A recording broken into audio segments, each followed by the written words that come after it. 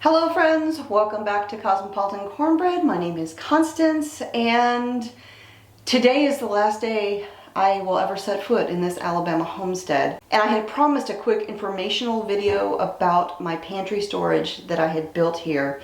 And so very quickly I'm just going to give you a rundown on all of the storage that I built. My canning storage, my can storage, and my bonus storage. And I'll just walk you through really quickly and just kind of show you what I did. So over here on this side, this is my canning storage that I built. All of the shelves are spaced specifically to fit either pint jars or quart jars. And there's just a little bit of extra room above just for some wiggle room. But all of my pints or quarts fit here perfectly, and of course the smaller pint shelves, you could also put your jelly jars and all of that. But by minimizing the empty space above the canning jars, you can fit way more shelves and get a whole lot more stuff stored in here. Because the original shelving I built on this wall when we first moved in, I think there was only 4 or 5 shelves, but then you would have all this dead space above the jars. And so by taking that all out, reconfiguring everything, I was able to easily double the storage just on this side. And then I added all of this here. And then I took the 2 bottom shelves. This was kind of a last minute thing. And I extended them out and put a second shelf right here. And then I left the opening right there for the breaker box for easy access. Up at the very top, I put a couple of hooks that I had picked up at Hobby Lobby. That's where I would hang my really big baskets, like my African harvest baskets and all of that. Great place to put them up out of the way, out of season, but it still looked kind of pretty that way. So the first thing I did for all of these shelves is I found where the studs were in the wall using a stud finder. I took a 2x3, the length of my shelf, and I screwed it to the wall into the studs, and that is what holds up the back of the shelf. The front of the shelves, I have 2x4 legs that are connected with 2x2s, and that's what holds the front of the shelf. Over on the side, I have a brace that connects the front leg to one of those back supports, and that keeps this stable so that nothing would move anywhere, because this is just a leg. It is not attached to the ceiling or the floor, and so this makes it nice and stable. I also took very short screws and I screwed them down through the shelves into the boards, which also serves as a brace and makes it where these shelves will not go anywhere. And I did the same thing on that side. It's 2x3s in the back, screwing in the studs. I used a 3/4 inch particle board for the shelving, 2x2s in the front, 2x4s for the legs. And this can be adjusted to any space that you have. You would just simply make the shelves the size that you need. Now over behind my door, you think about when you're going into a room, there's always a little bit of space behind that door between the door frame and the wall. And so I just took some 2x4s and made basically a ladder. So we've got 3.5 inch shelves all the way down the wall, which is great bonus space that is usually never ever utilized. I took 2 brackets and I used those to screw into the studs to hold this whole thing to the wall so that it wouldn't go anywhere. And then I put one of these racks, these little things here, to hold my broom, my mop, etc. back here behind the door, out of the way. And this shelving here I mostly use for cleaning supplies, laundry supplies, and things like that. All right, and now for the can rack. Now when we moved in here, the only storage that was in this laundry room were these metal shelves up here, basically where the washer and dryer are.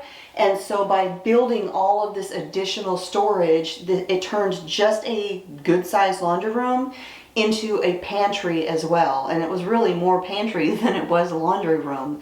And I'll tell you, in case you missed this, when the inspector came to do the inspection for the people who are buying this house, when he walked into this room, he stopped, he looked at all of the things that I had built, and he said, "Who did this?" And my husband, Mr. Smith, goes, "My wife built all that." And he thought it was a great idea. He loved all of this. He loved this. And so he took pictures of all of it so that he could do it in his own home. And that always makes you feel really good when people do that. But the can rack right here, I will say, I had originally used the plans off of a DIY kind of website, using the materials they talked about and all of that, and no sooner did I start putting cans in, and I realized that their instructions weren't that great. It was not going to hold up. They were using nails to hold everything together. That was not going to handle the weight and the impact of cans falling and just impacting the wood. It was terrible. It didn't last a weekend, and I completely ripped it apart, totally redesigned it. Originally it was all made out of like 1x4s or 1x3s. That wasn't going to do. So let me show you how I did this. Now this too is completely customizable depending upon the space that you have and how many cans you want to be able to store. But there is one thing that I would do differently if I were to do this again, and I probably will do it again. So conveniently, I actually never painted this can rack, and I can actually see most of the measurements for all of the boards that I did. But let me explain to you the one thing that I would do differently and how you can make this fit your space. So first of all, the cans go in at the top, come down at the bottom, and then you just pull one out, and then they slide on down. And this is a great way to make rotational can storage so that you're always using the oldest and are resupplying from the other end. Now I'm going to walk through these measurements, so if you are wanting to replicate something like this, grab a pen and paper and take notes as I'm walking you through how I did this. Alright, the outside frame and the dividers for the columns are made out of 2x4s. They're nice and sturdy. They're going to withstand a lot of the weight of the cans and everything else. Now the outside piece on the end is the one thing I would do differently, because I made these so tall to hold so many cans that it was really too much. You really shouldn't put maybe more than a dozen or so cans in each column. If you make it taller than that, it's really hard to get your cans out at the bottom because there's so much weight. You saw when I pulled out that tomato sauce, it was really easy to pull it out. It just came right out. But when you've got 25 cans stacked up, it's really difficult. So if I were to do this differently, I would make 2 of these and stack them and have maybe a dozen at the top and a dozen on the bottom and do it that way. So the piece on the top and the bottom that go the length are 60 inches long. My end piece is 48 inches, but again, I would do this shorter. My divider pieces, because these are 2x4s, they're actually 1.5 inch thick. So these ones are 45 inches. So you would just make whatever your height is, this piece would be 3 inches shorter than your end piece. And then I left a 3.5 inch gap between the top of the frame and my front piece that holds the cans into the column. 3.5 inches is just the right space to put your cans into the column and let them go down, just like that. Now I do not recall exactly what the width of the columns are, but as you can see, there may be 1/4 inch wider than the height of a standard can. So you can just kind of figure out what that is. You do want a little bit of wiggle room because not all cans are exactly the same size. But a standard can, that's about 1/4 inch space. So this piece right here is, for my front, is 37 inches long. But again, I would not make these quite as tall. You just want to make sure you've got 3.5 inches at the top, and you're going to want a similar gap at the bottom. Now here's where it gets a little bit tricky, and this is something I had to kind of fiddle around with a little bit. So to make this lip that sticks out here in the front that holds the cans into the rack, I took a piece of 1x2 and then a piece of 1x3, and I just kind of screwed them into the frame to create this lip. Now you could do this differently. For instance, if instead of putting this bottom piece on the inside of the side, if you used a 2x6 and went all the way out and had this end piece sitting on top of it, I'm hoping this is making sense, that would be much easier, and then you could just put a piece on the top to create the lip on the outside. If I build another one of these, that's probably how I would do it, so that I'm not stacking multiple pieces to try and get that to work. So I would use a 2x6 all the way out here, and then the 2x4 on top to make the end. So you can see how the cans sort of stagger back and forth as they stack. So to make sure that I always had them coming out to the front where I could easily grab them and pull them out, I cut a little wedge of wood right down there, and I just used wood glue to stick that into place because I didn't want to try and put a screw through that and split it, because it's just a little wedge of wood. But wood glue did the trick, and as you can see, none of them have ever moved.